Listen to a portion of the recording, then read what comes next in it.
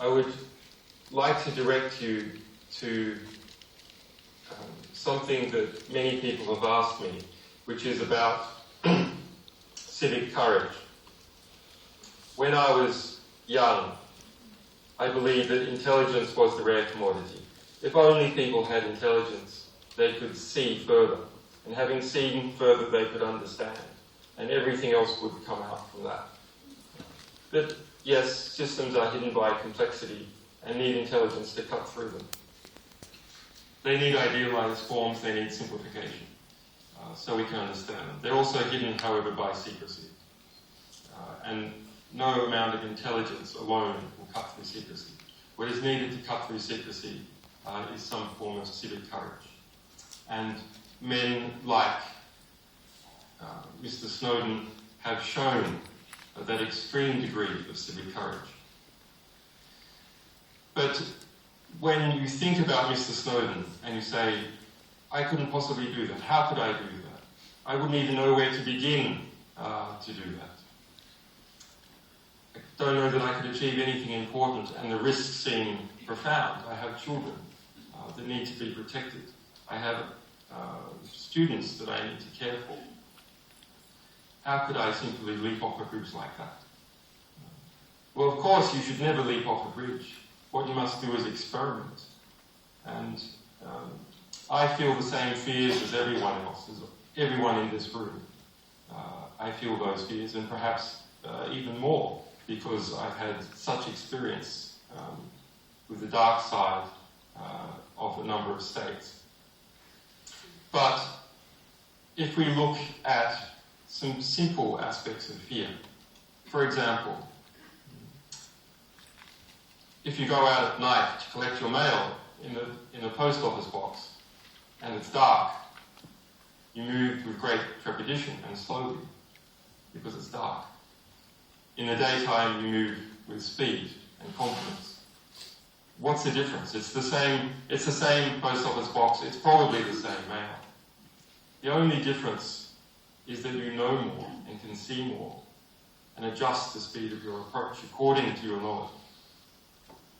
That's the only difference. So by carefully considering and understanding a situation, you can act in a smart manner, which gives the appearance of fearlessness. But it's not fearlessness. It's just understanding the phenomena and moving carefully. And never taking on fear as a prejudice. Always challenging the perception of fear through understanding. That's where the courage comes in. The courage comes in to question, is this activity that everyone says is fearful, that everyone says is dangerous, that everyone says may lead to your destruction, or your alienation, or businesses taking action against you, or governments taking action against you, is that true? Or is that just perception?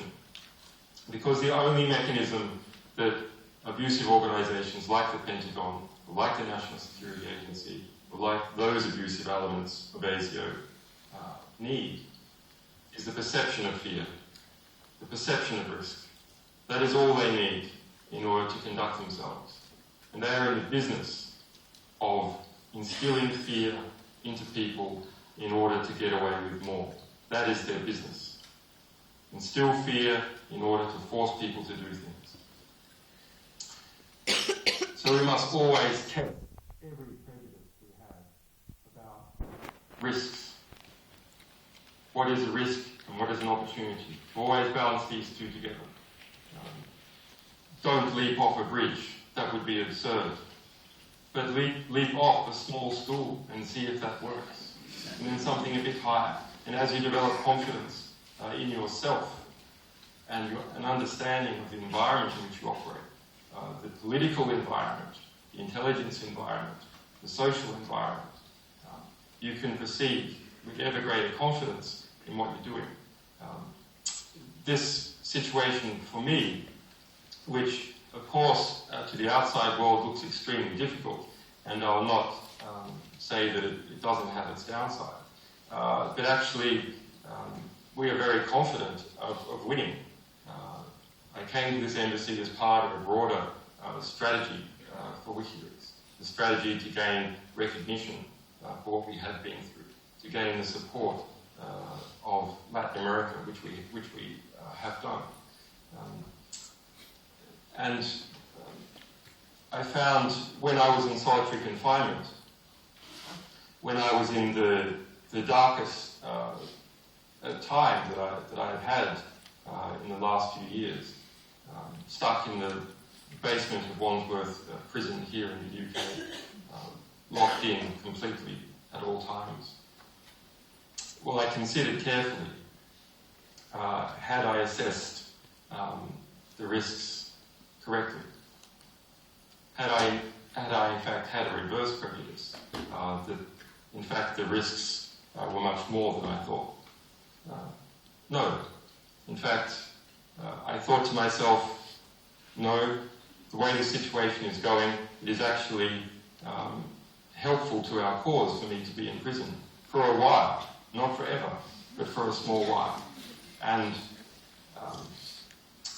I could see the time would come that I would be released, and similarly here, I can see the situation is very useful for projecting those principles that I believe in.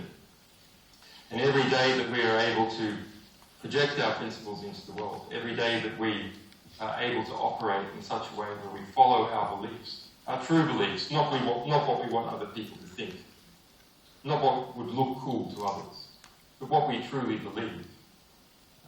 Every day that we follow that is a day that has been truly lived. And we only live once. So in fact, it is the easiest thing in the world. It is the most pleasing thing in the world to follow your principles in this way. And I am in the luxurious position where I'm able to follow those principles. There are certain difficulties, as there are in everything that we do. But don't be scared of following your principles. Always test, and test to see whether you're scared of an untrue prejudice. Thank you.